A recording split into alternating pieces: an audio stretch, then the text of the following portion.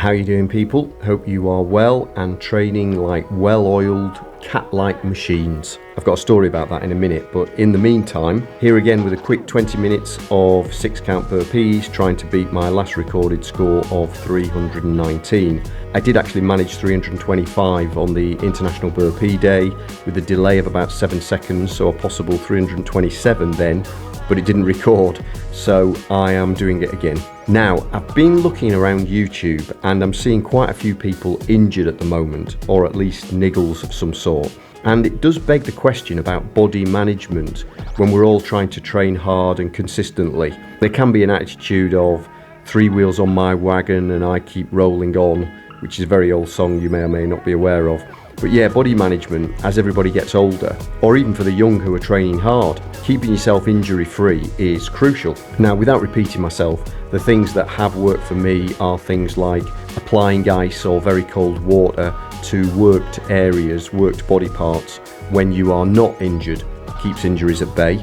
Lots of stretching, thorough warm-up is very important, warm up and warm down. Good consistent sleep is crucial, producing growth hormone for recovery when you're asleep. Good diet and a variety of ways to train so that if you do get injured, you can keep training but in a different way. But one thing I did want to ask and see what your feedback is if any of you take other lotions and potions, supplements or particular diets that you found to work for yourselves. The subject of creatine did raise its head in our household recently, and I've heard lots of positive feedback for it, for muscle recovery, but also after further research to help with bone density and brain health. Soluble collagen was another supplement I've heard good things about. So I wondered if any of you guys take any of these and what your feedback is. Obviously I'm not talking about performance enhancing drugs and steroids, although that does bring me to the story I did hear recently on YouTube, which was about Matt Damon the actor, and his cat. So Matt Damon was on location, this isn't a joke by the way, but he was on location for a movie near a jungle, and a domestic sized but wild cat was living there, and it used to visit him where he was staying. The cat looked slightly injured and bedraggled, I suppose, but obviously it was a cat that, knew how to survive. But after about a month, he'd fed the cat quite significantly, and now the cat sort of relied on him. So he decided to take it home. Well, the cat lived with them for years, and him and his family, but eventually it started to have cognitive issues, and he took the cat to the cat neurologist, who tested the cat and said it had a brain tumour, and the cat was deteriorating and actually only walked now in left circles, so it was a bit of a sad situation. The doctor was suggesting that he should probably have a chat with his kids about maybe putting the cat to sleep. But just before the end of the consultation, the doctor sort of just casually said, I could just load it up with steroids, a bunch of steroids. And Damon said, well, are the long-term effects of that? And the doctor said, well, yeah, but what's he got to lose? So they did it. They loaded the cat up with steroids. That was 2.5 years ago. The cat is now fine and it's jacked. So I'll quickly say I'm not recommending that to anyone, but hey, it shows how the body can fight back if it is given the right help. Anyway, on that note, I will put a link to the last minute of these burpees in the description. Keep training like a jacked cat, and see you in the next one.